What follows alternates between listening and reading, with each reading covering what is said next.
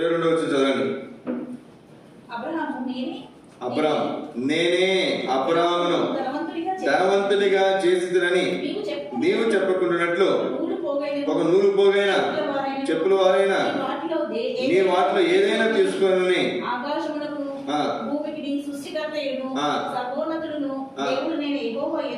యెహోవా ఎదుట ప్రమాణం చేసిన నేను.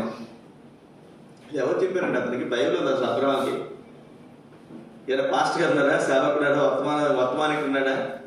ఎవ్వరు లేరు. 12 రోజుల్లో దేవుడు అబ్రాహాం పిలిచినప్పుడు నేను నిన్ను ఆశీర్వదిస్తానని చెప్పాడు. ఇప్పుడు తన జీవితంలో ఏంటి? తనేమి ఊరికి తెచ్చుకోవట్లే. యుద్ధం చేశాడు, గెలిచాడు. గెలిచిన వాడి దగ్గర కొలసము ఏమండి?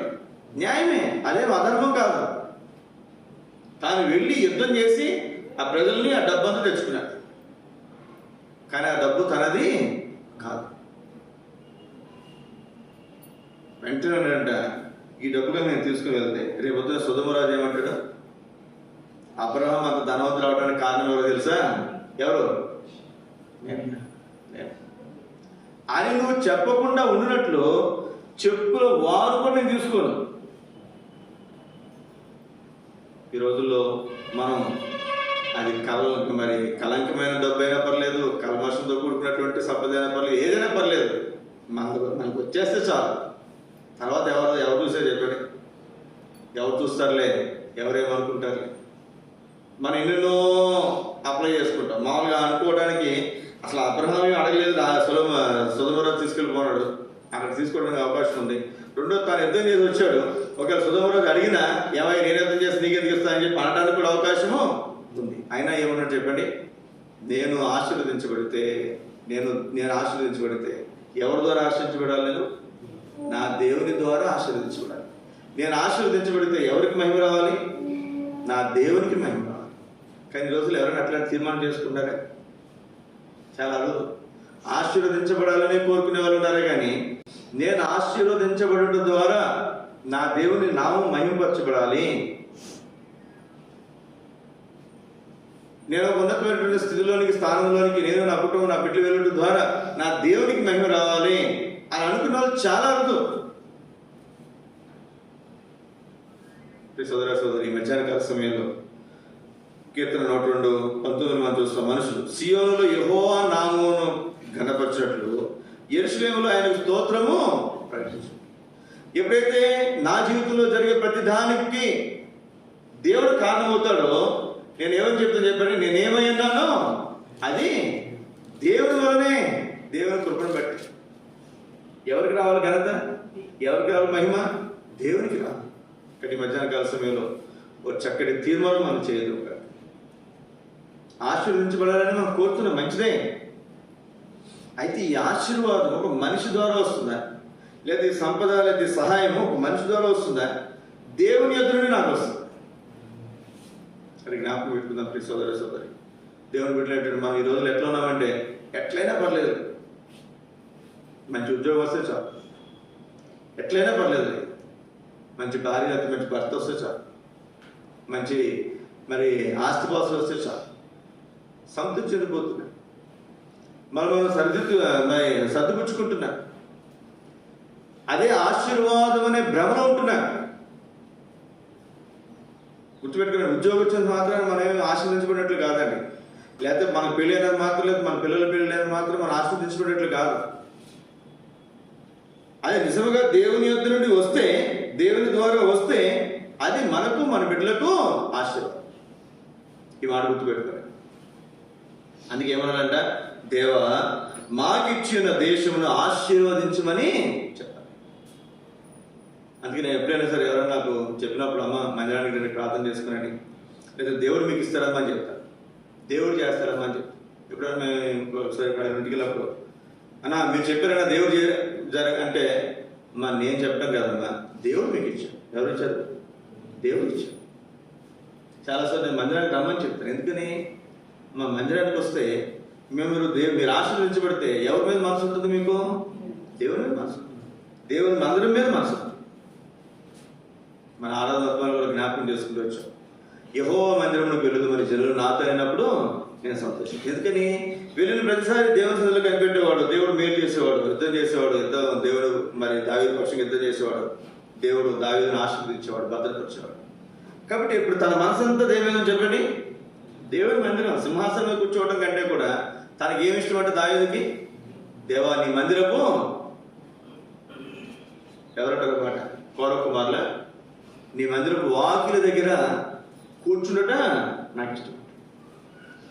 కాబట్టి మధ్యాహ్నకాల సమయంలో ఎందుకు మనం ఈ మాట చెప్పాలి అంటే, మనం దేవుని సన్నిధికి వచ్చి దేవుని అడిగి దేవుని అద్దెని మనం పొందినప్పుడు దేవుడు మనకి ఇచ్చాడా మంచి. ఒక రోజు నేను ఏదో సందర్భంలో దేవుడు చేశాడంటే దేవుడు ఇచ్చాడంటే అంటే, ఏం పాస్టర్ గారు మీరు అట్లా మాట్లాడతారు, మీరుగా చదువుకుంది దేవుడు ఇచ్చాడంటారేంటి, మీరుగా చేసింది దేవుడు ఇచ్చాడంటారేంటి? మన మాట మన నోరు తెలిస్తే ఏం రావాలి చెప్పండి, దేవుని దేవల లేదు దేవుడు ఇచ్చాడండి, లేదు దేవుడు చేశాడండి అనే మాట మన నోట్లో రాదు. అలా కాదు నేను చేశాను, నేను ఇచ్చాను, నేను అంటే దానివల్ల ఉపయోగం. కానీ ఇక్కడ ఏమనాలంటే మనం, నీవు మాకు ఇచ్చిన దేశమును ఆశీర్వదించమని. రెండవది రూతు గ్రంథం 2వ అధ్యాయం 20 వచనం చదవండి.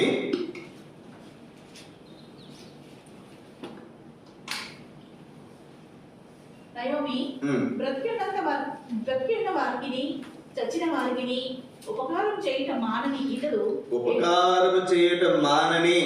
బోయజు యెహోవా చేత ఆశీర్వదించబడును గాక అని తన కోడలితో అనెను. మరియు నయోమి ఆ మనుషుడు మనకు సమీప బంధువుడు, అతడు మనలను విడిపింపగల వారిలో ఒకడని చెప్పగా.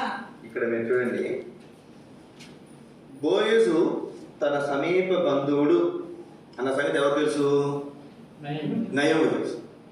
కానీ నయోమి తన సమీప బంధువు లేదా తన కోడలు రూతు ఆమెను విడిపించడానికి నేను సమీప బంధువులు అనేటువంటి గ్రహింపు ఆలోచన నాకు తెలిసినంత వరకు మొదట్లో బోయజుకు లేదు. తనని వివాహం చేసుకోవాలని కానీ తనని వివాహం చేసుకుందామని కానీ అట్లాంటి ఆలోచన తన జీవితంలో ఎక్కడ లేదు అసలు. అందుకే రూతు కనపడగానే ఏమంటారు చెప్పిన మొట్టమొదటిగా, నా కుమారి. ఎంత చక్కగా మాట్లాడతారు చూడండి. తన పెద్ద వయసు, రూత్ ఏమో యవనస్తురాలు. అందుకే మరి సమీప బంధువుని తెలిసిన తర్వాత, అత్త వెళ్ళమన్న తర్వాత ఈ రోజున సంగతులు వేరు, ఆ రోజున ఉన్నటువంటి సంగతులు వేరు, సిద్ధాంతాలు వేరు. అదేం తప్పు కాదు, పాపం కాదు. అప్పుడు రూత్ అక్కడికి వెళ్ళిన తర్వాత బోయజు ఒక మంచి మాట అంటాడు, అమ్మా నీ మునుపటి సత్ప్రవర్తన కంటే వెనకటి సత్ప్రవర్తన మరీ ఎక్కువైనది. ఏంటి, నువ్వు చిన్నవారు అయితే యవనస్తులైనటువంటి వారిని వెంబడించకుండా, ఎవరిని కదా ఈ రోజుల్లో ఎట్లుంటారు చెప్పండి, పెళ్ళిళ్ళు చేసుకోవాలంటే ముసలోడా మంచోడా చెడ్డోడా, డబ్బుందా డబ్బు లేదా, ఆస్తుందా లేదా, ఉద్యోగం, ఇవన్నీ చూసుకుంటుంటారు. అవేమి చూడాలి అసలు. రూతు నయోమి చెప్పిందమ్మా, ఆయన మనల్ని విడిపించడానికి మన సమీప బంధువులు ఒకడు. ఇవన్నీ మనకు తెలుసు సంగతి. అయితే ఇక్కడ మీరు చూడండి, బోయజు గురించి నయోమి చెప్తున్నటువంటి మాట, చనిపోయిన వారికి బ్రతికున్న వారికి ఉపకారము చేయట మానని వాడు. ఎవరండి? బోయజు. ఇప్పుడు ఎవరికి ఉపకారం చేస్తున్నాడు? అది తర్వాత తెలిసింది, అరే నయోమి అంటే పాపం తన భర్తని తన పిల్లల్ని పోగొట్టుకుందంటే వచ్చిందంట, తన కోడలు పరకేసుకోవడానికి వచ్చిందంట. మరి ఇవన్నీ సంగతి తెలిసిన తర్వాత, నీ గురించి నాకు అంతా తెలుసమ్మా అంటాడు బోయజు, నీ గురించి నేను విన్నానంటాడు. ఇప్పుడు ఎప్పుడైతే నయోమి రూతు వెళ్ళిందో అప్పుడు నయోమికి అర్థమైంది, ఎవరు చనిపోయారు? తన భర్త చనిపోయారు. ఇప్పుడు బతుకున్న వాళ్ళకి మేలు చేయటమే కాదు కదండి, ఇప్పుడు చాలా మంది మేలు చేస్తారు. ఎవరు చేస్తారు? వాడు సంపన్నమైన స్థితిలో ఉంటే, ఉన్నతమైన స్థితిలో ఉంటే వాళ్ళకి మేలు చేస్తారు. మన అనుకున్న వాళ్ళు, ఉదాహరణకి మన బంధువే, మన రక్త సంబంధే అందులో ఉన్నాడు అనుకోరండి, అతను చనిపోయాడు అనుకుందాం, ఆ భార్య పిల్లల్ని పట్టించుకుంటామా? లేదా మనకు సంబంధించినటువంటి వాళ్ళే ఆ కుటుంబంలో ఉన్నది రావాలి, చనిపోయింది అనుకోండి, ఆ పిల్లల్ని ఆ భర్తను పట్టించుకుంటామా? పట్టించుకోం. మన అనేవాళ్ళు ఉంటేనే ఆ కుటుంబం గురించి చింత మనకు. ఇప్పుడు చూడండి, అసలు మన అనేది కాదు, ఈమె ఎక్కడికో పోయింది వచ్చింది. అందుకే నయం అంటుంది కదా, బ్రతికి ఉన్న వారికి చచ్చిన వారికి బోయజు ఏం చేస్తాడంటే ఉపకారం చేస్తాడు. ఉపకారం చేస్తాడు. ఎవరు ఆశీర్వదించబడతారు? అందరూ ఆశీర్వదించబడరండి. గుర్తుపెట్టుకోండి. ఎవరికైతే ఉపకారం చేసే మనసు ఉంటుందో, అర్థమవుతుందండి. ఇక్కడ నయం అంటుంది కదా, ఏమంటుంది ఇక్కడ మరో చదివిన మాట, నయోమి. ఆ మనుషుడు మనకు సమీప బంధువుడు. నయోమి బ్రతికి ఉన్న వారికి చచ్చిన వారికి ఉపకారం చేయడం మానని ఇతడు యెహోవా చేత ఆశీర్వదింపబడునుగాక. కానీ నీవు నేను కూడా ఆశీర్వదించబడాలి అంటే ఏం చేయాలి చెప్పండి? ఉపకారము చేయాలి. ఎంత చక్కటి ఉపకారం చేసేది తెలుసా? మనమైతే చెయ్యం. ఏం చేసేది చెప్పండి? పొలంలో పరిగెత్తుకోవడానికి వస్తే పని వాళ్ళు చెప్తారమ్మా, ఆమె కోసం కొంచెం కొంచెం పనులు విడిచిపెట్టండి. ఎవరు చెప్తారండి అసలు? మనమైతే ఏం చేస్తాం చెప్పండి? ఏదైనా కాకి ఒక కోడి వచ్చింది అనుకోనండి, అక్కడ ఉన్నటువంటి తినేస్తే, ఎంగిలి వ్యక్తి కింద పడిపోయి తినేస్తే ఆటలు కూడా చేస్తారు. తన కోసం కొంచెం కొన్ని కొన్ని పనులు అక్కడ ఉంచండి. ఎంత చక్కటి మనసు అండి. ఏమైనా ఆశించాడా? ఏమీ ఆశించదు. నిస్వార్థమైనటువంటి మనసు. అందుకే దావీదు ఏ వంశంలో వచ్చాడు చెప్పండి? బోయజు ఇంటిలోంచి వచ్చాడు.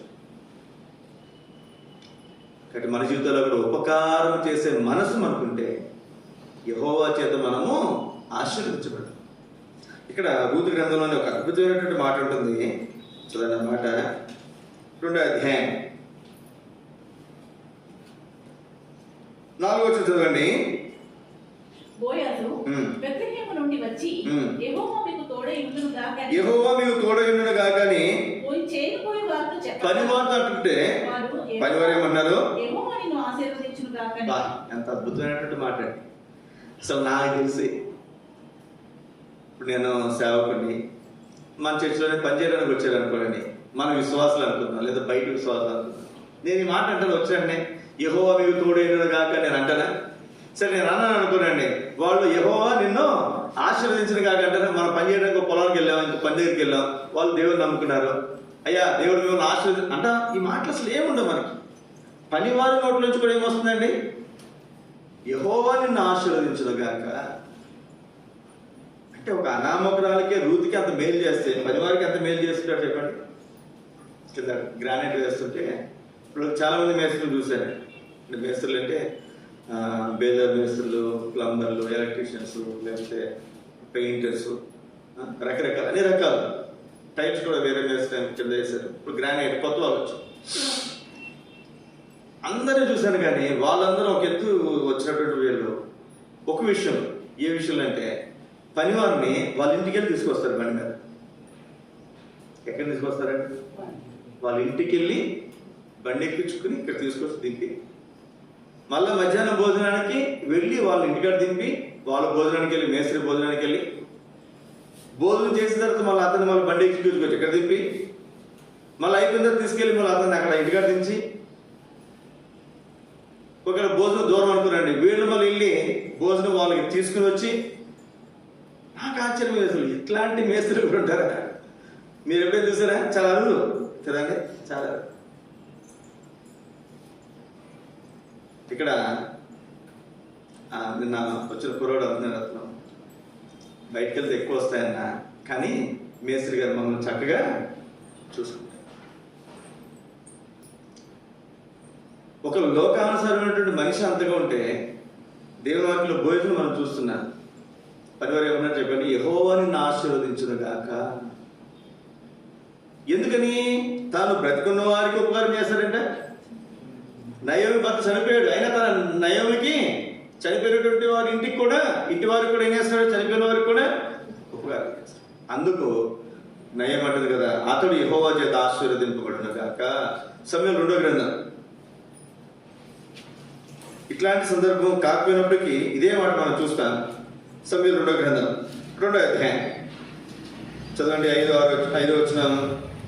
సౌలును పాతిపెట్టిన వారు యాబేష్ గిలాదు వారని దావీదు తెలుసుకొని, సౌలుని అతని ఇంటి వారిని పాతిపెట్టినవారు యాబేష్ గిలాదు వారు అని దావీదు తెలిసింది. యాబేష్ గిలాదు వారి యొద్దకు దూతలను పంపి, ఇక్కడ మీరు చూడండి, ఇప్పుడు దావీదుకి శత్రువు ఎవరు? తాను అనుకోవట్లేదు, కానీ అలా ప్రవర్తించిన వ్యక్తి సౌలు. అలాంటి సౌలు చనిపోతే ఆ వార్త తెచ్చినందుకు, సౌలుని చంపినందుకు అమాలేకుని ఏం చేశాడు? చంపేశాడు. రెండవది, మామూలుగా అయితే మామూలుగా శత్రువులు చంపేశాడు అనేసరికి మనం ఏదో బహుమానాలు ఇవ్వడానికి ప్రయత్నం చేస్తాం. అట్లాంటి మనసు లేదు దావీదుకి. యెహోవా అభిషేకం పొందినటువంటి వాడు నువ్వు చంపుతావా అని చెప్పి వెంటనే చంపేశాడు. రెండవది, ఇప్పుడు సౌలుని పాతి పెట్టారండి యాబేష్ గిలాది వారు. మనది ఏం చేసి చెప్పండి, ఆడు పోయాడు మీకు ఎందుకు ఆడు గురించా అంట మనమే. వీడు వాళ్ళ మనుషులు, వాళ్ళు ఎవరు యాబేష్ గిలాది వారు మన వాళ్ళు కాదు, ఎవరు వీళ్ళు సౌలు వాళ్ళురా అనుకుంటారు. కానీ దావీదు మనసు చూడండి, తనను చంపడానికి ప్రయత్నించి చచ్చేంతవరకు ప్రయత్నం చేశాడు ఎవరు? సౌలు. అట్లాంటి వ్యక్తి చనిపోతే యాబేష్ గిలాది వారు వచ్చి ఆ సౌలు దేహాన్ని తీసుకుని వెళ్ళి పాతి పెడితే, ఇప్పుడు వారిని గౌరవించి అయ్యా మీరు సౌలు దేహం ఏం చేశారంట? పాతి పెట్టారంట కదా. ఇప్పుడు చదవండి. మీరు ఉపకారం చూపి ఏం చేశారంటే ఇదేంటంటే ఉపకారము. ఉపకారము చూపి మీ ఏలిన వాడైన సౌలును పాతి పెట్టి తిరిగి గనుక యెహోవా చేత మీరు ఆశీర్వచనం పొందుదురుగాక. ఎంత అద్భుతమైనటువంటి మాట. ఆశీర్వచనములు, ఆశీర్వాదాలు ఊరికే రావండి, ఉపకారము చేసిన వారికి వస్తాయి. ఉపకారము చేసే మనసు వెళ్ళినటువంటి వారికి వస్తాయి. మనం రోజు లేచి గాయించి పడుకునే వరకు కనీసం ఒక్కసారి మినిమం 10 సార్లు అడుగుతాయా నన్ను ఆశీర్వదించు, నా బిడ్డలను ఆశీర్వదించు. కొంతమంది 100 సార్లు కూడా అడుగుతారు రోజు. నువ్వు ఎన్నిసార్లు అడిగినా నీలో ఉపకార బుద్ధి లేకపోతే నేను అనుకుంటాను ఒక్క ఆశీర్వాదం కూడా దగ్గరికి రాదేమో. చూడండి, ఇద్దరు కూడా ఉపకారం చేశారు. ఇద్దరు కూడా ఏం చేశారు చెప్పండి? ఉపకారమే. అతను చేసిన ఉపకారం వేరు, వీళ్ళు చేసిన ఉపకారము వేరు. అపకారం చేయలే. మనం ఏం చేస్తాం చెప్పండి? ఉపకారం చేయకపోగా అపకారం చేసేవాళ్ళకి మనం. కాబట్టి మనం ఎప్పుడు కూడా గుర్తుపెట్టుకోవాలి, మనం ఉపకారం చేయకపోయినా పర్లేదు, కానీ అపకారం మాత్రం తలపెట్టుకోవాలి. మనం ఉపకారం కనుక చేస్తే ఖచ్చితంగా దేవుని చేత, ఇక్కడ 2 సందర్భాల్లో కూడా ఉపకారం చేసినటువంటి వారికి ఆశీర్వాదం ఎక్కడి నుంచి వస్తుందంటే దేవుని దగ్గర నుంచి వస్తుంది. ఈ మాట మనం గుర్తుపెట్టుకోవాలి. 3వ తలంపుగా సమూయేలు 2వ గ్రంథం 6వ అధ్యాయం. సమూయేలు 2వ గ్రంథం 6వ అధ్యాయము 15-16 వచనాలు చదవండి. ఈలాగున దావీదును ఇశ్రాయేలందరూ ఆర్భాటముతోనూ బాకా నాదములతోనూ యెహోవా మందసమును తీసుకుని వచ్చిరి. యెహోవా మందసము దావీదుపురమునకు రాగా సౌలు కుమార్తె మీకాలు కిటికీలో నుండి చూచి యెహోవా సన్నిధిని గంతులు వేయించు నాట్యమాడుచు నున్న దావీదును కనుగొని తన మనసులో అతని హీనపరిచెను. వారు యెహోవా మందసమును తీసుకుని వచ్చి గుడారం మధ్యలో దావీదు దాని కొరకు ఏర్పరిచిన స్థలమును ఉంచగా దావీదు దహన బలులను సమాధాన బలులను యెహోవా సన్నిధిని అర్పించెను. దహన బలులను సమాధాన బలులను అర్పించుట చాలించిన తరువాత సైన్యగణపతియగు యెహోవా నామమున దావీదు జనులను ఆశీర్వదించి. ఎవరిని ఆశీర్వదిస్తున్నారండి? దావీదు జనులను ఆశీర్వదిస్తున్నాడు. సమూహంగా కూడిన ఇశ్రాయేలీయులకు స్త్రీ పురుషులకు అందరికీ ఒక్కొక్క రొట్టెయు ఒక్కొక్క భక్ష్యమును ఒక్కొక్క ద్రాక్ష పండ్ల అడయు మంచి పెట్టిన తర్వాత జనులందరూ తమ తమ ఇళ్లకు వెళ్ళిపోయారు. తన ఇంటి వారిని దీవించటకు దావీదు తిరిగి రాగా మళ్ళా ఎక్కడికి వెళ్ళాడంట? తన ఇంటి వారిని. పరిశుద్ధాత్మ దేవుడు ఎంత స్పష్టంగా ఆయన పెట్టాడు చూడండి. తన ఇంటి వారిని దీవించుటకు దావీదు తన ఇంటికి వెళ్ళగా మొదటి ఏమని దీవించాడంట? అక్కడ జనులందరినీ దీవించాడంట. తర్వాత తన ఇంటి వారిని దీవించడానికి వెళ్ళాడంట. అసలు ఇట్లాంటి అనుభవం నేను అనుకుంటాను చాలా తక్కువ మందికి ఉంది బైబిల్ గ్రంథంలో. అసలు ఎవరు ఆశీర్వదించాలి? ఆశీర్వదించడానికి దావీదు ఎవరు? అసలు ఎవరండి? దావీదు ఎవరు? లేవీడా? యాజకుడా? అహరోను వంశమా? లేదా ఇప్పుడు భాష చెప్పాలంటే మరి ఏమన్నా వర్తమానికుడా? లేకపోతే సేవకుడా, ఇప్పుడు మేము వస్తాం ప్రార్థన చేస్తాం, లేకపోతే నేను అక్కడికి వెళ్ళాను, ఒక కొత్త మంది మన దగ్గరికి వచ్చారు, వాళ్ళు కూడా ఏం చేస్తారు, ఇంటికి వచ్చి ప్రార్థన చేస్తారు. అసలు ఎవరితను? ఇతనికి ఏమైనా అర్హత ఉందా? ఇక్కడ ఒక మాట మీకు జ్ఞాపకం చేస్తాను.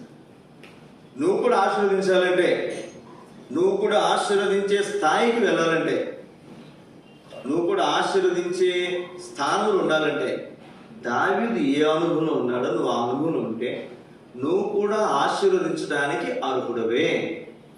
నువ్వు కూడా ఇతరులను ఆశీర్వదించవచ్చు. నీకు కూడా ఆశీర్వదించే అధికారం లేకపోతే హక్కు లేకపోతే ఇంకేమని అనుకోనండి, అది దేవుడు నీకు ఇయ్యగలడు. ఏం చేశాడు దావీదు ఇక్కడ? దావీదును ఇశ్రాయేలందరూ ఆర్భాటంతో పాకానాదములతో ఏం తీసుకొచ్చారంటే, ఏం తీసుకొచ్చారండి? పల్లకి మోసుకొచ్చారా? ఏం మోసుకొచ్చారు? 15 వచ్చిన యెహోవా మందసమును తీసుకొని వచ్చిరి. ఏం తీసుకొచ్చారంట? యెహోవా మందసం, దేవుని మందసాన్ని తీసుకుని వచ్చారు.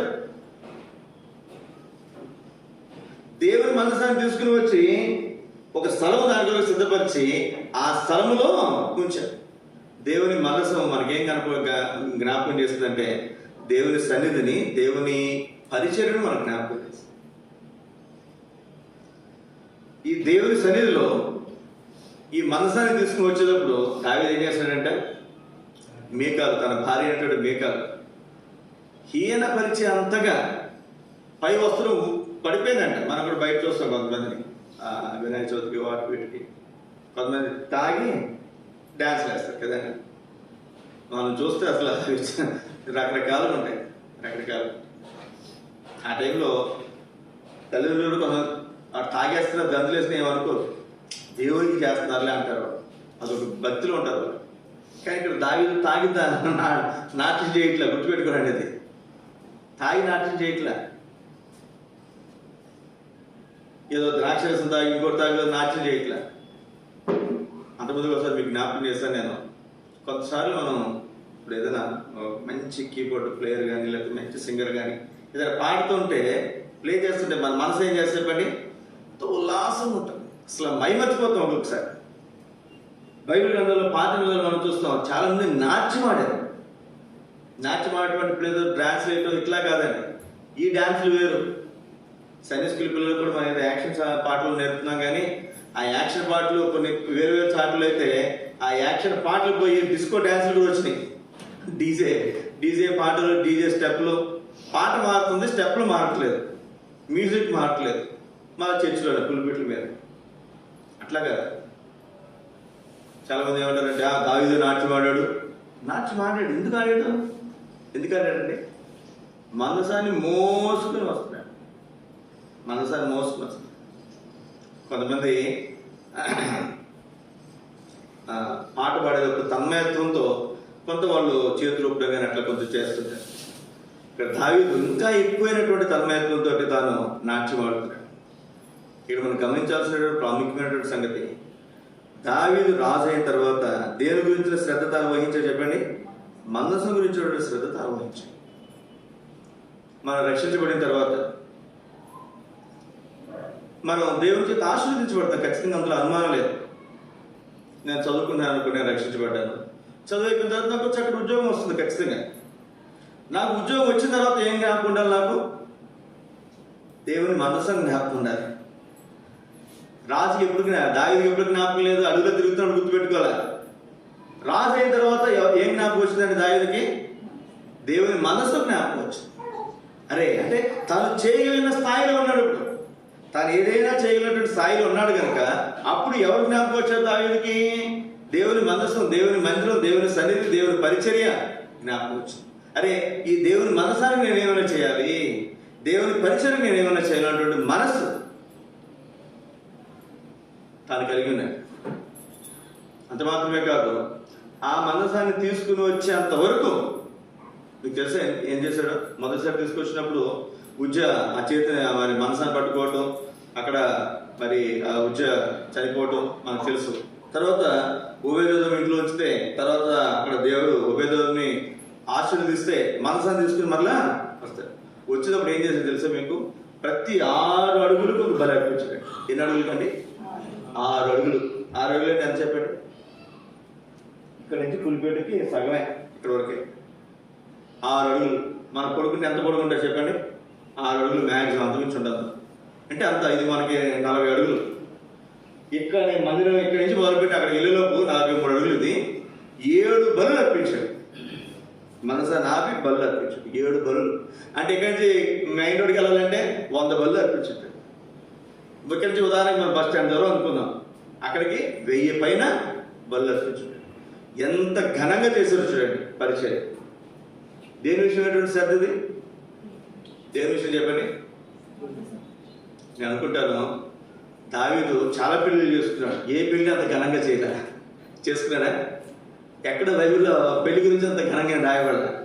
మనం చూడండి, సహజంగా పెళ్లిళ్ళు చేసుకున్నప్పుడు పెళ్లి ఒకసారి కదండి చేసేది, పిల్లలకి ఘనంగా చేయాలని చెప్పి బైబిల్లో కూడా వివాహం అన్ని విషయాల్లో ఎంతైనా ఖర్చు పెట్టడానికి ప్రయత్నం చేస్తారు.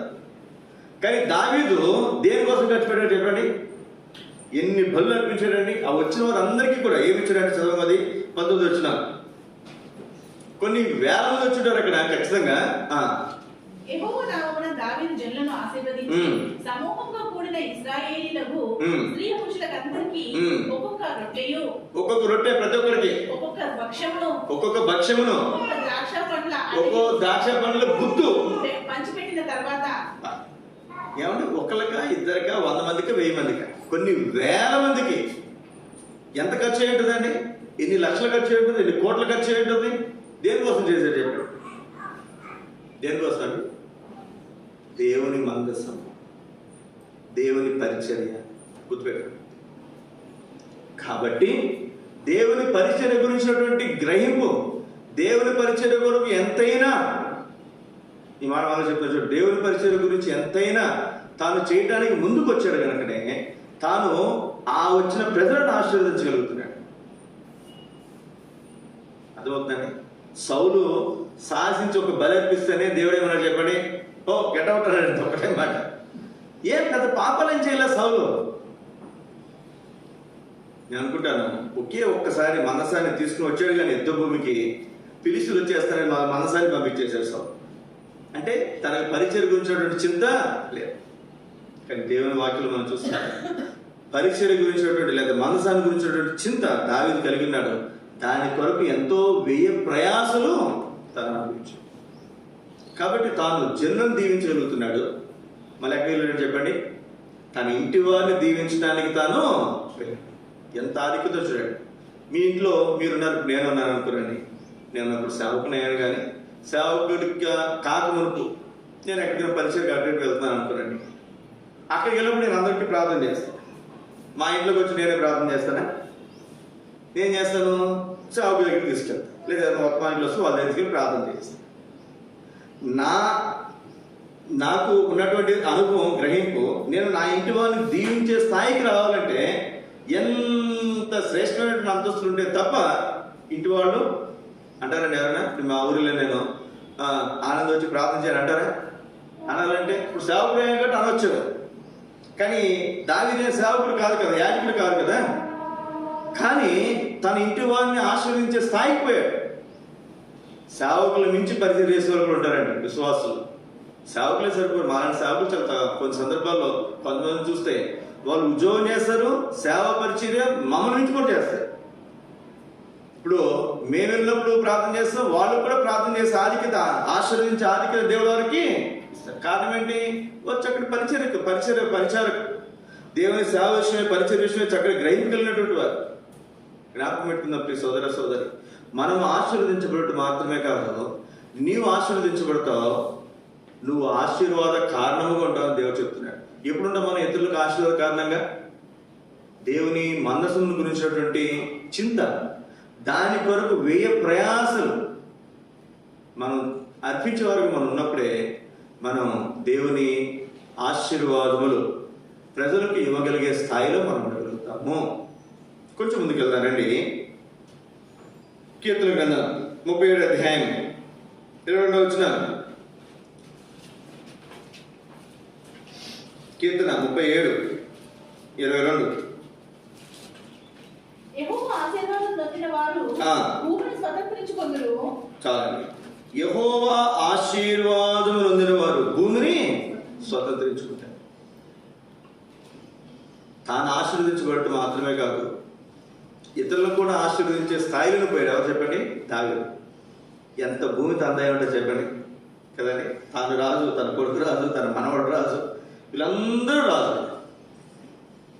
ఎన్ని వందల ఎకరాలు సంపాదించుకుంటాడు, ఎన్ని వందల ఎకరాలు దేవుడు తనకు భూమిని ఆశీర్వాదం ఇచ్చుంటాడు.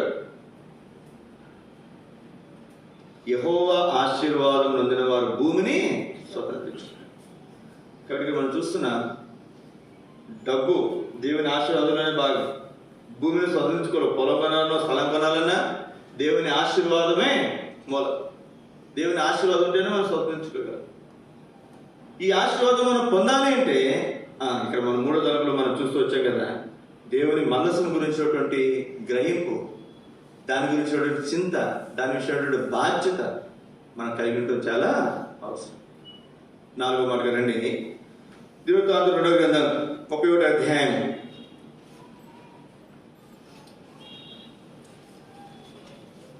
దినవృత్తాంతంలో 2వ గ్రంథం 31వ అధ్యాయం 2వ వచనం చదవండి.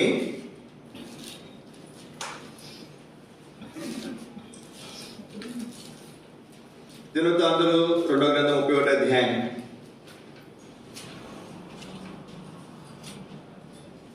లేదండి, 2వ గ్రంథం 31వ అధ్యాయము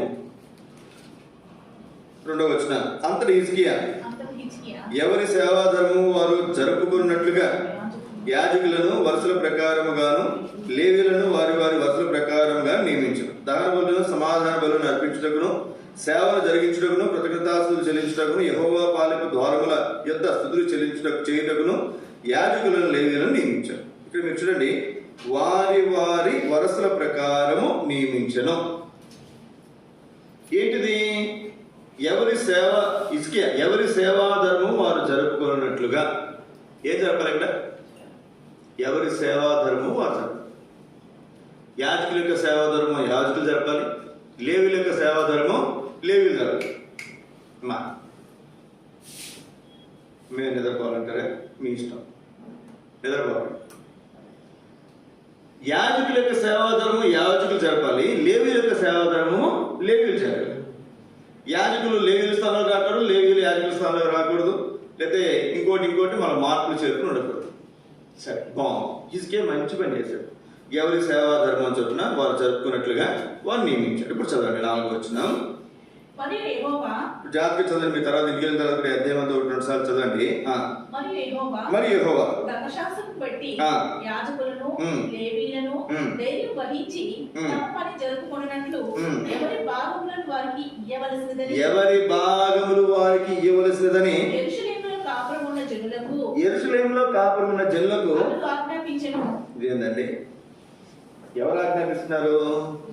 హిజ్కియా. ఎవరు? రాజు ఇశ్రాయేలు దేశం అంతటికి రాదు. కానీ యెరూషలేములో దేవుని మందిరం ఉంది.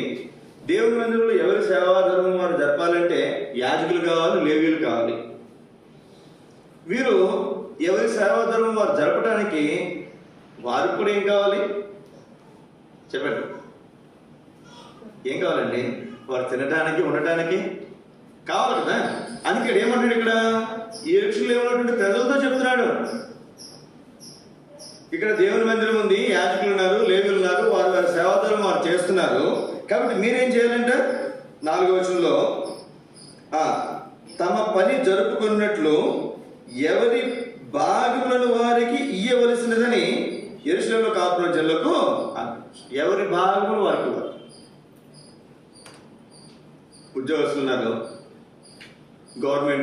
లాస్ట్ గవర్నమెంట్ ఇప్పుడు పరిస్థితులు మారిపోయిన అనుకోండి, పెన్షన్లు మాత్రం 1వ తారీఖు ఇచ్చేవాడు. శాలరీలు 2వ తారీఖు, 3వ తారీఖు, ఒకసారి 10వ తారీఖు, ఒకసారి 15వ తారీఖు లేట్ చేస్తే గవర్నమెంట్ ఎంప్లాయీ చాలా మంది కోపగించుకున్నారు. ఏంది? వాళ్ళ ఊరి వాళ్ళు మాత్రం టైంకి ఇస్తున్నాడు, మేము కష్టపడిన దానికి మాకు డబ్బులు ఇవ్వట్లేదు అనుకున్నారు. లేదు, వీళ్ళకి ఇచ్చి వాళ్ళకి ఇవ్వబోతుందంట, వాళ్ళకి ఇచ్చి వీళ్ళకి ఇవ్వబోతుందంట. ఇప్పుడు ఇక్కడ చూడండి రాయబడినటువంటి మాట, ఎవరి భాగములు వారికి ఇవ్వాలి. ఏ యాజకులు ఇవ్వాల్సిన భాగం వాళ్ళకి ఇవ్వాలి. లేవీయులకు ఇవ్వాల్సిన భాగం వాళ్ళకి ఇవ్వాలి. వాళ్ళకి ఇస్తే ఎవరు చేయాల్సిన సేవ ధర వాళ్ళు చేస్తారు. కొన్ని సంఘాల్లో, అంటే మన సహవాసంలో ఇట్లాంటి సిద్ధాంతం లేదు, కానీ కొన్ని సంఘాల్లో కొన్ని సహవాసాలు నేను చూశాను, విన్నాను కూడా. ఆదివారం చర్చిలో ఉంటారు, వాళ్ళు పాస్టర్లే.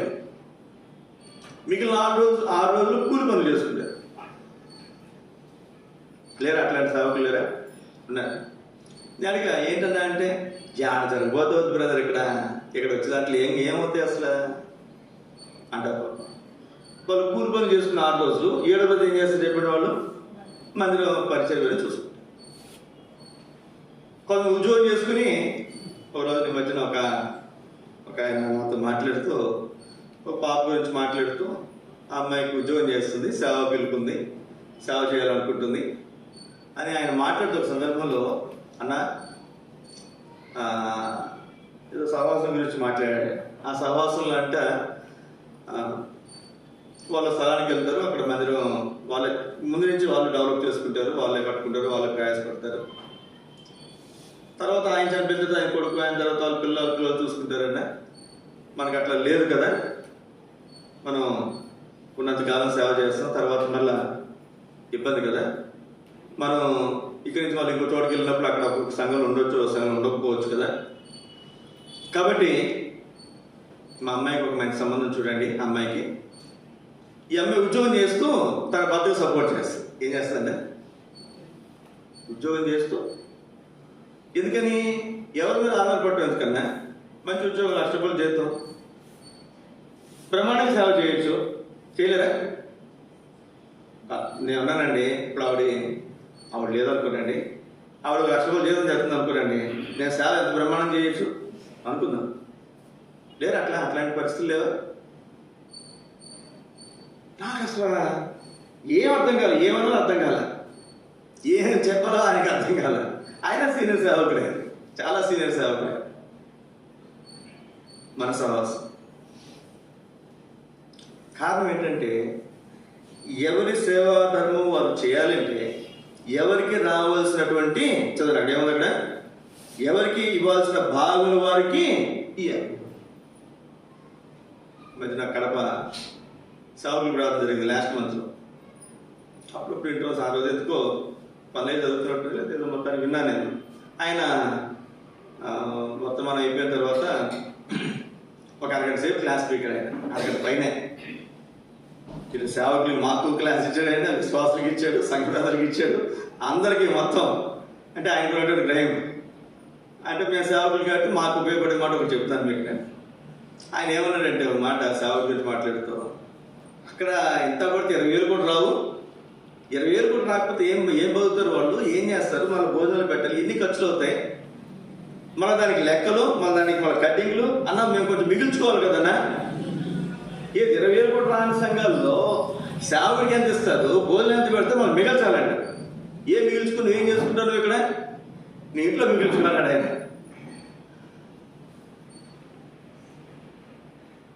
మేము కూడా వచ్చినప్పుడు ఫస్ట్లో 3,900 నెలకి కానుకలేదండి, మొత్తం నెల మొత్తం మీద, వారానికి కాదండి, 3,900. 4,000 కూడా రాలేదు మొదటి నెల. 3,900 మాకే ఇచ్చారు ఆ రోజు. తర్వాత సందర్భంలో ఎందుకో ఒకసారి మాట్లాడుతూ అక్కడ ఆ టైంలో ఉన్నటువంటి ఒక పెద్ద ఆయన, అయ్యా కొంత కానుక ఇస్తాము, కొంత మనం మిగిల్చుకున్నాం, సంఘానికి కూడా కావాలి, ఇవన్నీ కావాలి కదంటే, అందులో ఇక్కడ ఎంత ఇస్తారు అంకుల్ అన్న. పెద్ద సంఘాలు అయితే 5,000 ఇస్తారయ్యా, మళ్ళాంటి సంఘాలు అయితే 2,000 ఇస్తారయ్యా. ఎంత? 2,000. ఆ రోజుల్లో ఆడ మనిషి కూలి ఎంత అంటే 300. నెల రోజులకి ఎంత వస్తుంది చెప్పండి? 300 ఇచ్చిన ఎంత వస్తుంది? 3,000 నెలకి 9,000. మరి మగ మనిషికి 300 వేసుకోండి, మరి మగ మనిషికి కూడా 18,000. ఎంత అంట? 2,000 అంట నెలకి. రాబినటువంటి మాట, ఎవరి సేవా ధర్మం వారు జరపాలి అంటే ఎవరికి ఇవ్వాల్సిన భాగాలు వారికి ఇవ్వాలి. ఇప్పుడు మేమున్నాం, ఉదాహరణకి మేము ఇక్కడున్నాం, దేవుడు నాకు ఇచ్చాడు కాబట్టి మేము చేసుకుంటూనే వెళ్ళిపోతున్నాం. లేకపోతే మా కడుపుకే నింపుకోవాలా, సంఘస్థుల కడుపే నింపాలా, పిల్లలు చదువులే చదివించాలా? ఏమండి ఎంత ఖర్చు అవుతుంది? మీరు ఇంటికి ఉన్నారుగా, ఎంత ఖర్చు అవుతుందండి? ఎంత ఖర్చు అవుతుంది? పిల్లల్ని చదివించుకుని కనీసం అమ్మ చెప్పు 20,000 వద్దా? 20 ఎక్కడ సరిపోతే ఫీజులు కాకుండా మరి సంఘంలో వచ్చేదంత, ఇచ్చేదంత, జరిగేదంత, జరుగుబాటు ఎంత? మేము సేవాధర్మం జరిగించాలంటే మాకు రావాల్సిన భాగం ఎంత? మాకు ఇవ్వాల్సిన భాగం ఎంత? జ్ఞాపకం పెట్టుకుని ప్లీజ్ సోదరి. హిజ్కియా అంటున్నాడు ఇక్కడ. ఎవరితో అంటాడండి? ఎవరితో? యెరూషలేములో ఉన్నటువంటి ప్రజలతో అంటున్నాడు. చూడండి 31 చివరి మాట. యెరూషలేములో కాపున్న జనులకు అతడు ఆజ్ఞాపించను, బయట కాదు. సంఘంలో ఉన్నటువంటి విశ్వాసులు, సంఘంలో ఉన్నటువంటి సేవకు విషయం, పోషణ విషయం బాధ్యత తీసుకోవాలి. ఇప్పుడు లేదు ఈ సంగతి. పాతకాలంలో గుప్పుడు బియ్యం ఉండేది. నువ్వు అన్నబడినప్పుడు ఏం చేయాలి? గుప్పుడు బియ్యం పక్కన పెట్టాలి. ఎందుకు పెట్టాలి చెప్పండి? ఎందుకు పెట్టాలి? సిద్ధాంతం అది. నువ్వు తినే ప్రతి పూట నీకెవరు గుర్తు రావాలి? నీ కోసం ఒక సంఘం ఉంది, ఒక సేవకుడు ఉన్నాడు, వాళ్ళన్నీ మానుకుని వచ్చినటువంటి కుటుంబం అక్కడ ఉంది అనేది నీకు గుర్తున్నారు. ఈ రోజుల్లో ఆదివారం కూడా గుర్తురాడు సేవకుడు కదండి. ఆదివారం కూడా గుర్తురారు, నెలకు ఒకసారి కూడా గుర్తురారు. జ్ఞాపకం పెట్టుకుందాం ప్లీజ్ సోదరి. ఇంకొంచెం మనం ముందుకెళ్తే ఇక్కడే నేను ఎందుకు ఈ మాటలు చెప్తానంటే 5వ వచనం చదవండి. ఎప్పుడైతే హిజ్కియా చెప్పాడో ఇశ్రాయేలు ప్రజలు ఏం చేశారంటే ప్రథమ ఫలాలు, ధాన్య ద్రాక్షరసాలు, నూనె, తేనె, సస్య ఫలములు విస్తారంగా తీసుకొచ్చారంట. సమస్తమైన వాటిలో నుండి 10 వంతులను ఏంటంటే ఒక్క మాట అండి. రాజు చెప్పాడు. ఎవరు చెప్పాడు? కూడా రాజు చెప్పాడు. ఏ రాజు? ఇక్కడ పోసినప్పుడు ఇసుకే రాజు కాబట్టి ఆయన చెప్పాడు. ఇప్పుడు ఎవరు మన రాజు ఎవరు చెప్పండి? ఎవరండి? ఎవరు మన రాజు? ఎవరు మన రాజు? ఎవరమ్మా? ఆనంద్ రాజా? కాదు. ఎవరు? దేవుడు మన రాజు. ఆయన చెప్తున్నాడు. ఎవరు చెప్తున్నాడు? సేవాధర్మం జరిగించబడాలంటే వారికి రావాల్సిన భాగం వరకు పంపమని ఒక్క మాట చెప్పాడు అంతే.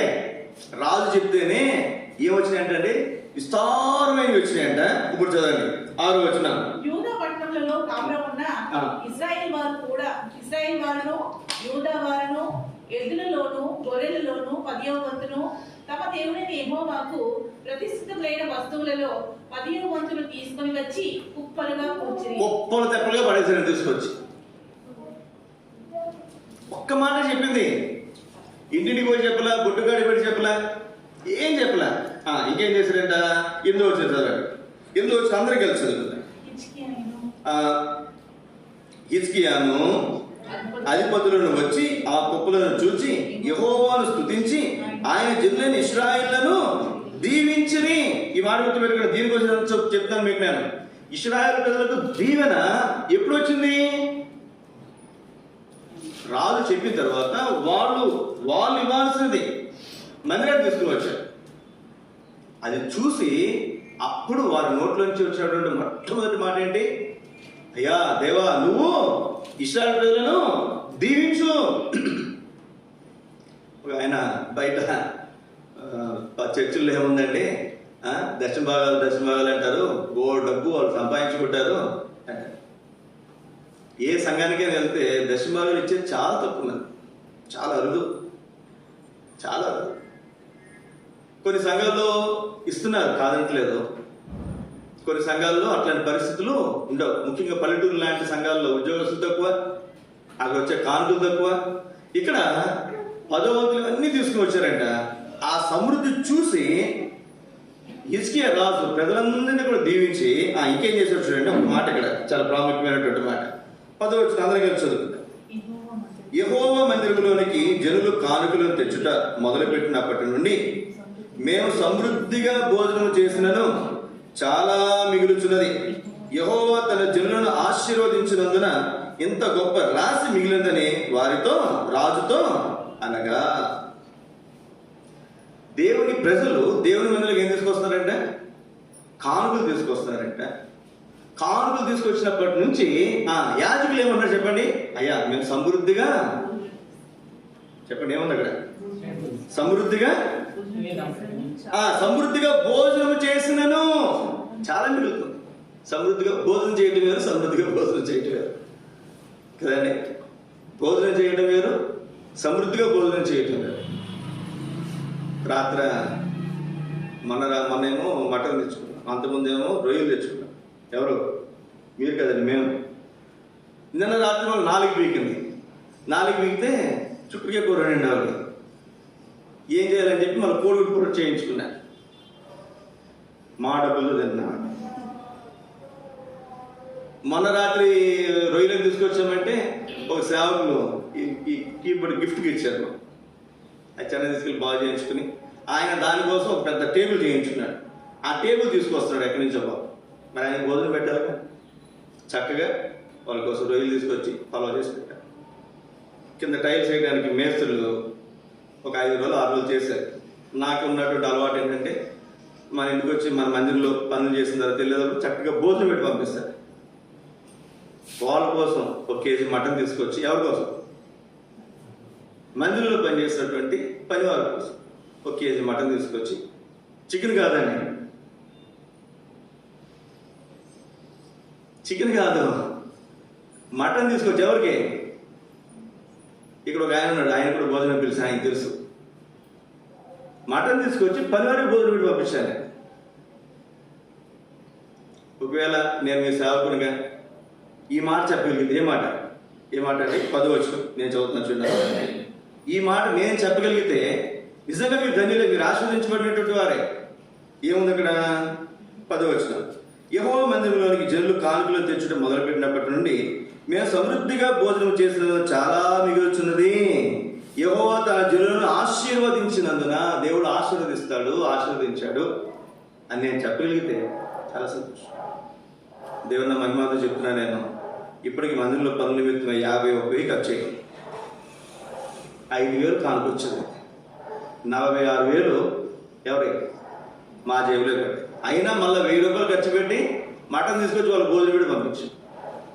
అలా కాకుండా కానుకలు 60,000 వస్తాయి, 51,000 ఖర్చు అవుతాయి. మిగిలిన డబ్బులతో వాళ్ళకి భోజనం పెట్టి మేము భోజనం చేస్తే అప్పుడు మేము ఏం చెప్తాం చెప్పండి? అయ్యా ఇంత పనులు చేయించాం, ఇన్ని కానుకలు వచ్చినాయి, చక్కగా చేయించామయ్యా, చక్కగా చేయించాం, చక్కగా జరిగిపోయినాయి, మాకు అంత జరిగించిన అంత సమృద్ధిగా మేము తిన్నా, ఏమన్నా ఇంకా మిగులుతున్నాయి, కాబట్టి జనులను దీవించు అని మేము ఏం చేస్తాం చెప్పండి? ఖచ్చితంగా ప్రార్థన చేయాలి. ఇదేదో మా గురించి మేము చెప్పుకోవట్లేదు, కానీ దేవుని వాక్యంలో ఉన్నటువంటి సంగతి ఇవేదో నేను వెతుక్కోలే, ఎక్కడుంది సంగతి అని వెతకలే. ఆశీర్వాదం గురించి చదువుకుంటూ వస్తుంటే ద్వితీయోపదేశకాండం నుంచి యోగ గ్రంథం వరకు రాయించి పెట్టిన మాటలు ఒక్కొక్కటి మీకు పంచుకుంటున్నాను అంతే. నేనేమి ఎత్తుకోవట్లే, ఇది చెప్తే బాగుంటుంది, అబ్బో వీళ్ళు చెప్పేస్తే వినేసి కానుకలు ఇచ్చేస్తారని నేను దాని గురించి చెప్పట్లే. జ్ఞాపకం పెట్టుకున్న ప్రియ సోదరి, సేవకులు లేకపోతే యాజకులు జనులు తెచ్చిన కానుకలతో వారు సమృద్ధిగా భోజనం చేయాలి. ఏం చేయాలి చెప్పండి? దేవుని నా మహిమాతో చెప్తున్నా. నేను నెలకు కనీసం 10,000 మా చేతి పడతాయి. ప్రతి నెలకి 1,00,000 కనీసం. పిల్లల చదువులు కలిపి 2 లక్షలు సంవత్సరానికి నా చేతి డబ్బులు పెట్టుకుని నేను సేవ చేస్తాను. నేను రోజు ప్రార్థన చేశాను. మరి దేవుడు అనుమతించలేదు, కానీ 3 సంవత్సరాల క్రితం ఒక రోజు, అయ్యా ఇక్కడ వచ్చే డబ్బులు మేము చాలా కొంచెమే వాడుకుంటున్నాం కనుక దేవుడు మాకు ఇచ్చిన సమృద్ధిని బట్టి కొంత మేము తినడానికి మాకు ఇచ్చావు కనుక దూర ప్రాంతాన్ని తీసుకెళ్ళి, నార్త్ ఇండియా అట్లాంటి ప్రాంతాన్ని తీసుకెళ్ళారు. అంటే ఇక్కడ వచ్చే కానుకలు ఈ మెయింటెనెన్స్ సరిపోదు. చాలా వరకు భోజనాలకి, కరెంట్ బిల్లు, వాటికి ఏదో కొంచెం మిగులుతుంది అంతే. మాకు ఆ కొంచెం ఏదో ఇక్కడే ఉంచి నార్త్ని తీసుకెళ్ళాం. అవసరమైతే మా డబ్బులతో మేము ఏం చేయగలం? మా భోజనం మేము తినే స్తోమత మాకుంది. కనీసం 2 సంవత్సరాలు అక్కడ ఉంచితే కనీసం చేయగలిగిన సేవ ఏదైనా ఉంటే చేస్తాం. సోదరి, దీని మాట చెప్తున్నా, నేను నిజంగా చెప్తున్నా. నేను మరి దేవుడు అనుమతించలేదు. అప్పుడు మోకాళ్ళు ఎప్పుడు స్టార్ట్ అయినప్పుడే ఇప్పుడే మోకాళ్ళు ఎప్పుడు స్టార్ట్ అయిపోయినాయి. ఇంకా ముసలైతే అక్కడికి వెళ్ళి సేవ చేయలేము, నార్త్ ఇండియా అట్లా వెళ్ళి ఇప్పుడే పంపిస్తే కొంచెం డబ్బులు ఉన్నాయి కాబట్టి మా డబ్బులు మేము ఖర్చు పెట్టుకుని ఏం చేస్తాం? సేవ చేస్తాం. కానీ ఇక్కడ ఉన్నటువంటి యాజకులు చెప్తున్నటువంటి మాట ఏమన్నా చెప్పండి?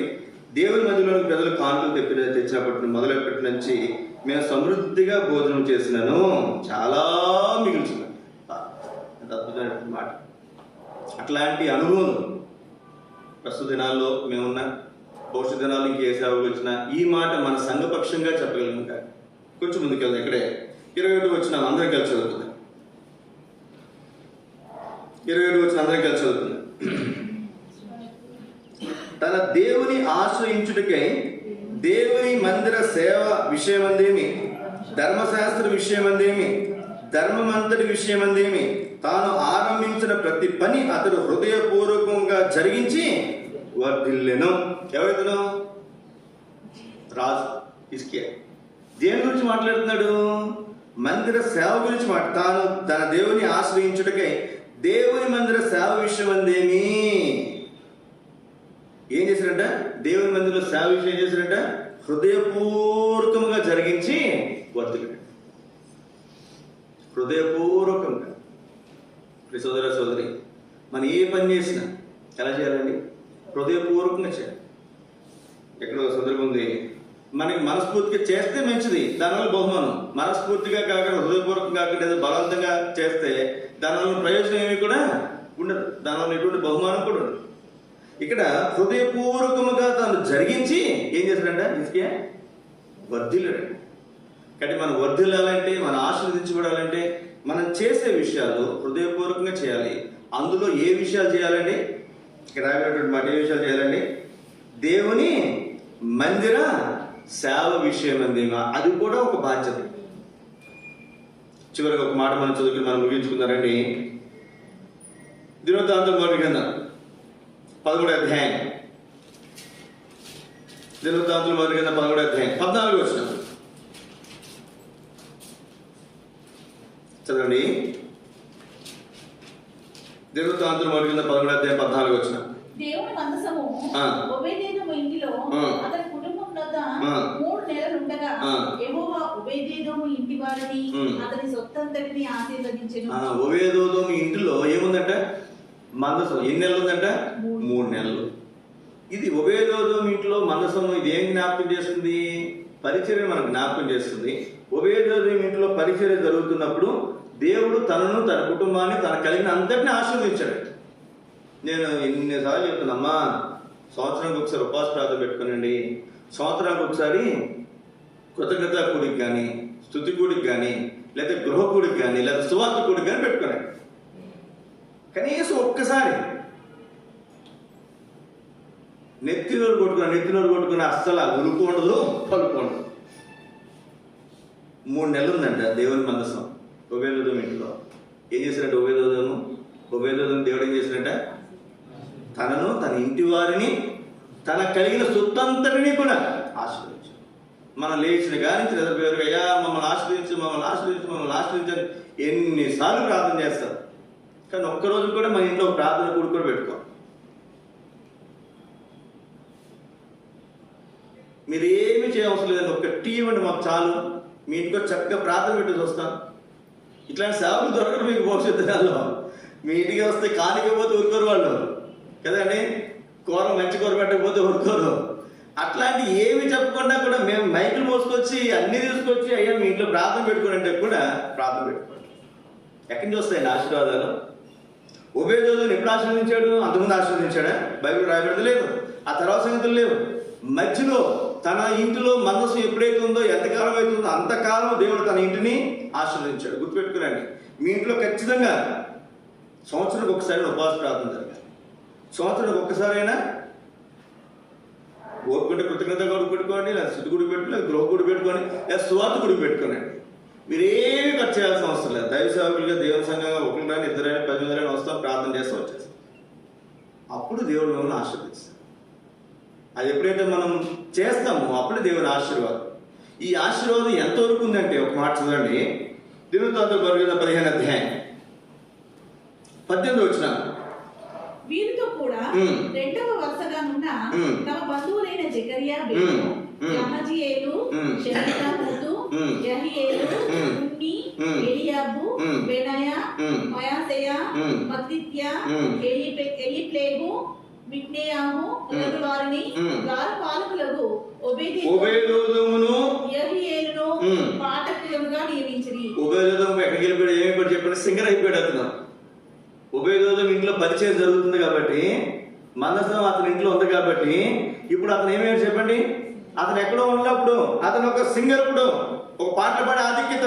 ఇంకేముంది చదవండి. పాఠకులైన హేమానును తర్వాత చదవండి. ఆసాపును ఏతానును 21 వచ్చిన చదవండి. 21 వచ్చిన మరియు మతిత్య ఎలీప్లేగు మిక్నియాము ఒబేదోము యోగియేలు అజజ్యాము అనువారు రాగమెత్తుటకును సితారాలు వాయించుటకును నియమించబడ్డారంట. సితారాలు వాయించడానికి కీబోర్డ్ ప్లేయర్ మన భాషలో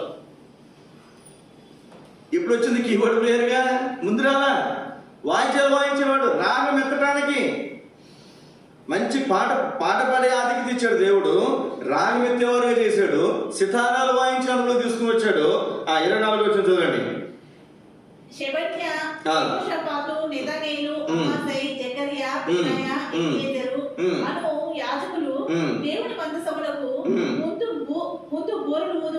ముందు బోర్లు ఊదేవారుగా యాజకులు ఉంటే ఒబేదోము యోహియా వెనక తట్టు కనిపెడతారంట.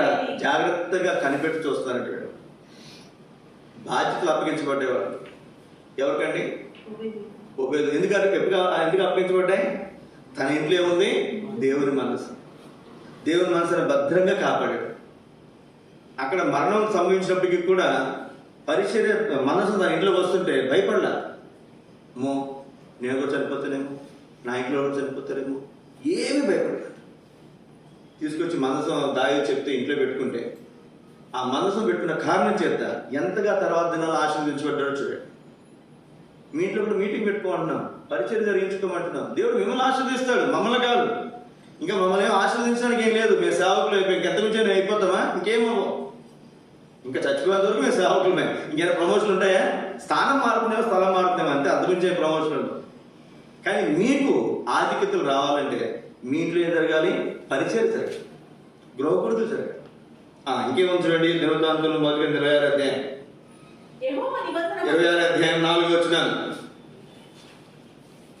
24 అధ్యాయము మనిషి 26 అధ్యాయం దినవృత్తాంతం మొదలుగా 26 అధ్యాయం 4 వచ్చినాను. 26 అధ్యాయం 4 వచ్చినాను. దేవుడు ఒబేదోమును ఆశీర్వదించి అతనికి కుమారులను ఎంత అద్భుతమైనటువంటి మాట. దేవుడు అతన్ని ఆశీర్వదించాడు. ఆ రోజు చూడండి. కుమారులు పుట్టిరి.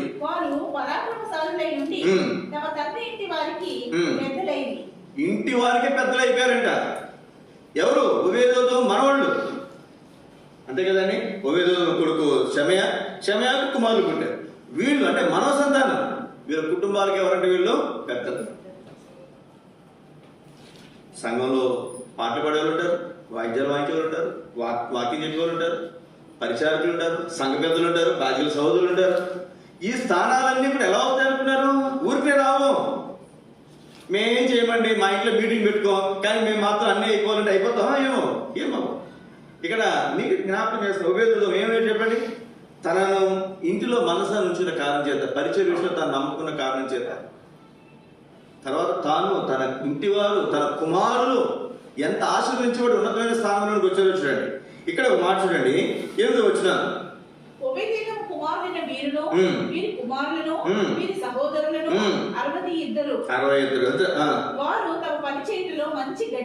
తమ పని చేసే విషయంలో మంచి గట్టివారు. సత్తు ఇవ్వలేదు దేవుడు వాళ్ళకి. ఇచ్చే కుమారుడు కూడా ఎట్లాంటి వాళ్ళు ఇచ్చాడు చెప్పండి? గట్టివారు ఇచ్చాడు. జ్ఞాపకం పెట్టుకుందాం. ఇది ఎక్కడ వచ్చింది? ఇది యెహోవా దేవుడు ఒబేదోమును ఆశీర్వదించి అతని కుమారులు దయచేశాడు. ఆ కుమారులు పుట్టేటువంటి వారు గట్టివారు. వారు పనిచేసిన మంచి గట్టివారు. మనకి ఇంతకు మించి ఏం కావాలి చెప్పండి? మన పిల్లలు మంచి ఆరోగ్యంగా బలంగా ఉండి, వాళ్ళ పిల్లలు ఇంకా మంచి ఆరోగ్యంగా బలంగా ఉండి, వాళ్ళు మంచిగా ప్రయోజకులు అయితే అంతకుమించి కానీ కావాలా?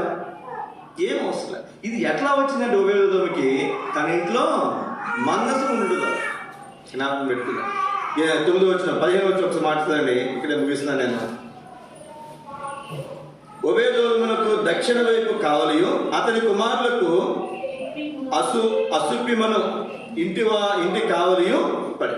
ఒబేదోముకి దక్షిణ వైపు కావాలండి. ఒక పక్కన కాపలా కాసేవాడు. మేమన్నా ఉదాహరణకి మన చిన్న సంఘం కాబట్టి మేము చూసుకుంటాం అన్ని విషయాలు. కొంచెం పెద్ద సంఘంలో అయితే ఏదైనా పెద్ద పరిచయం జరుగుతాయి, యూబీఎస్లో అది ఇంకోటి కానీ జరుగుతుంది అనుకున్నాను. ఏం చేస్తా, అయ్యా నువ్వు చూసుకో, అయ్యా నువ్వు చూసుకోవచ్చు. ఆధిక్యత ఎవరికి వస్తుంది? అట్లాంటి స్థానంలోనికి, బాధ్యత స్థానంలోనికి మనం రావాలంటే ఎట్లా, అది ఎలా సాధ్యమవుతుందండి? మన ఇంట్లో దేవుని మందసం ఉంటే అది మనకు సాధ్యం.